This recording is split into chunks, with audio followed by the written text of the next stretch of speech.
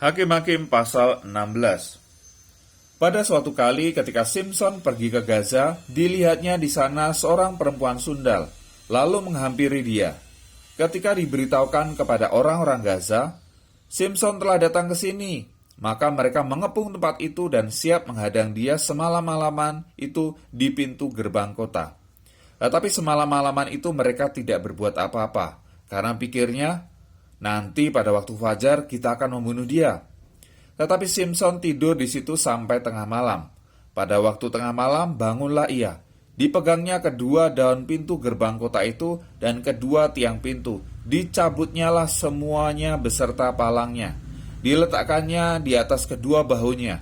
Lalu semuanya itu diangkatnya ke puncak gunung yang berhadapan dengan Hebron. Sesudah itu Simson jatuh cinta kepada seorang perempuan dari lembah sore yang namanya Delila. Lalu datanglah raja-raja kota orang Filistin itu kepada perempuan itu sambil berkata, "Cobalah bujuk dia untuk mengetahui karena apakah kekuatannya demikian besar, dan dengan apakah kami dapat mengalahkan dia dan mengikat dia untuk menundukkannya. Maka kami masing-masing akan memberikan 1.100 uang perak kepadamu." Lalu berkatalah Delila kepada Simson, "Ceritakanlah kiranya kepadaku, karena apakah kekuatanmu demikian besar, dan dengan apakah engkau harus diikat untuk ditundukkan?" Jawab Simson kepadanya, "Jika aku diikat dengan 7 tali busur yang baru yang belum kering, maka aku akan menjadi lemah dan menjadi seperti orang lain manapun juga." Lalu raja-raja kota orang Filistin membawa 7 tali busur yang baru yang belum kering kepada perempuan itu, dan ia mengikat Simson dengan tali-tali itu. Sedang di kamarnya ada orang bersiap-siap. Kemudian berserulah perempuan itu kepadanya, "Orang-orang Filistin menyergap engkau, Simson."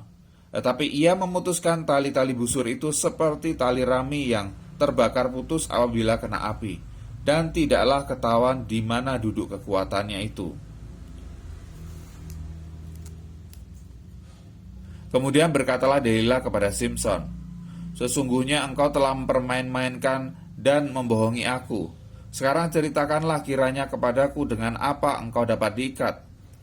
Jawabnya kepadanya, "Jika aku diikat erat dengan tali baru yang belum terpakai untuk pekerjaan apapun, maka aku akan menjadi lemah dan menjadi seperti orang lain manapun juga." Kemudian Delila mengambil tali baru, diikatnya lah dia dengan tali-tali itu dan berseru kepadanya, "Orang-orang Filistin menyergap engkau, Simson." Di kamar ada orang bersiap-siap, tetapi tali-tali itu diputuskannya tanggal dari tangannya seperti benang saja. Berkatalah Delila kepada Simson, "Sampai sekarang engkau telah mempermain-mainkan dan membohongi aku. Ceritakanlah kepadaku dengan apakah engkau dapat diikat." Jawabnya kepadanya, "Kalau engkau menenun ke7 rambut jalinku bersama-sama dengan lungsin, lalu mengokohkannya dengan patok, maka aku akan menjadi lemah dan menjadi seperti orang lain manapun juga." Kemudian perempuan itu mengokohkan lagi tenunan itu dengan patok. Lalu berserulah ia kepadanya, "Orang-orang Filistin menyergap engkau, Simson." Tetapi ketika ia terjaga dari tidurnya, disentaknya lepas patok tenunan dan lungsin itu.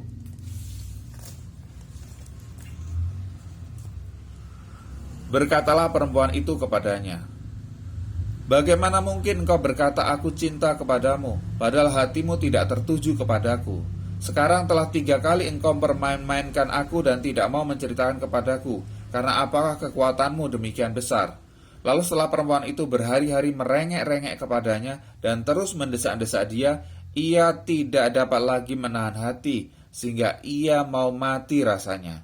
Maka diceritакannyalah kepadanya segala isi hatinya. Katanya, "Kepalaku tidak pernah kena pisau cukur, sebab sejak dari kandungan ibuku, aku ini seorang nazir Allah. Jika kepalaku dicukur, maka kekuatanku akan lenyap daripadaku, dan aku menjadi lemah dan sama seperti orang-orang lain." Ketika dilihat Delila bahwa segala isi hatinya telah diceritakannya kepadanya, disuruhnyalah memanggil raja-raja kota orang Filistin, katanya, "Sekali ini lagi datanglah kemari, sebab ia telah menceritakan segala isi hatinya kepadaku." Lalu datanglah raja-raja kota orang Filistin itu kepadanya sambil membawa uang itu. Sesudah itu dibujuknya Simson tidur di pangkuannya. Lalu dipanggilnya seorang dan disuruhnya mencukur ketujuh rambut jalinnya, sehingga mulailah Simson ditundukkan oleh perempuan itu, sebab kekuatannya telah lenyap daripadanya.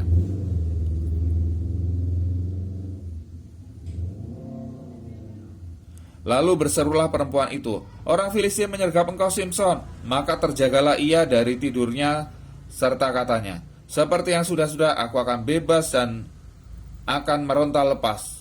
Tetapi tidaklah diketahuinya bahwa Tuhan telah meninggalkan dia. Orang Filistin itu menangkap dia, mencukil kedua matanya dan membawanya ke Gaza. Di situ ia dibelenggu dengan 2 rantai tembaga, dan pekerjaannya di penjara ialah menggiling. Tetapi rambutnya mulai tumbuh pula sesudah dicukur.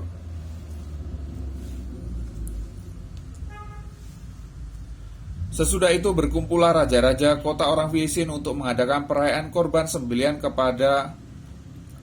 yang besar kepada Dagon Allah mereka, dan untuk bersukaria kata mereka, "Telah diserahkan oleh Allah kita ke dalam tangan kita Simson musuh kita." Dan ketika orang banyak melihat Simson, mereka memuji Allah mereka sambil berseru, "Telah diserahkan oleh Allah kita ke dalam tangan kita musuh kita, perusak tanah kita dan yang membunuh banyak teman kita." Ketika hati mereka riang gembira, berkatalah mereka, "Panggillah Simson untuk melawak bagi kita." Simson dipanggil dari penjara, lalu ia melawak di depan mereka. Kemudian mereka menyuruh dia pergi, dia berdiri di antara tiang-tiang. Berkatalah Simson kepada anak yang menuntun dia, "Lepaskanlah aku dan biarkanlah aku meraba-raba tiang-tiang penyangga rumah ini supaya aku dapat bersandar kepadanya." Adapun gedung itu penuh dengan laki-laki dan perempuan, segala raja kota orang Filistin ada di sana. Dan di atas sotoh ada kira-kira 3.000 orang laki-laki dan perempuan yang menonton lawak Simson itu. Berserulah Simson kepada Tuhan, katanya, "Ya Tuhan Allah, ingatlah kiranya kepadaku dan buatlah aku kuat sekali ini saja ya Allah, supaya dengan satu pembalasan juga ku balaskan kedua mataku itu kepada orang Filistin." Kemudian Simson merangkul kedua tiang yang paling tengah penyangga rumah itu, lalu bertopang kepada tiang yang satu dengan tangan kanannya dan kepada tiang yang lain dengan tangan kirinya.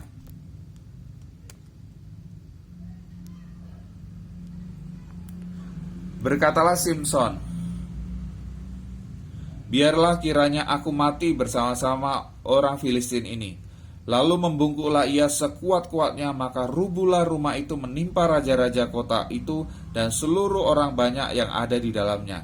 Yang mati dibunuhnya pada waktu matinya itu lebih banyak daripada yang dibunuhnya pada waktu hidupnya.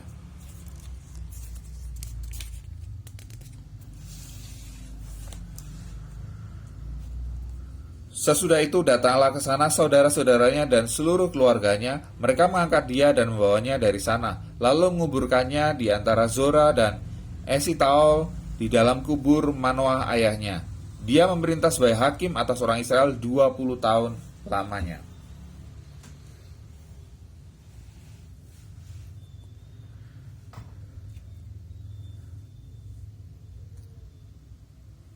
Ada seorang dari pegunungan Efraim, Mika namanya. Berkatalah ia kepada ibunya, "Uang perak yang 1.100 itu yang diambil orang daripadamu, dan yang karena itu kau ucapkan kutuk, aku sendiri mendengar ucapanmu itu. Memang uang itu ada padaku, akulah yang mengambilnya." Lalu kata ibunya, "Diberkatilah kiranya anakku oleh Tuhan." Sesudah itu dikembalikannya uang perak yang 1.100 itu kepada ibunya. Tetapi ibunya berkata, "Aku mau menguduskan uang itu bagi Tuhan. Aku menyerahkannya untuk anakku, supaya dibuat patung pahatan dan patung tuangan daripada uang itu. Maka sekarang uang itu ku kembalikan kepadamu." Tapi orang itu membalikan uang itu kepada ibunya. Lalu perempuan itu mengambil 200 uang perak dan memberikannya kepada tukang perak yang membuat patung pahatan dan patung tuangan daripada uang itu. Lalu patung itu ditaruh di rumah Mika. Mika ini mempunyai kuil. Dibuatnyalah efod dan terafim. Ditabiskannya salah seorang anaknya laki-laki yang menjadi imamnya. Pada zaman itu tidak ada raja di antara orang Israel. Setiap orang berbuat apa yang benar menurut pandangannya sendiri.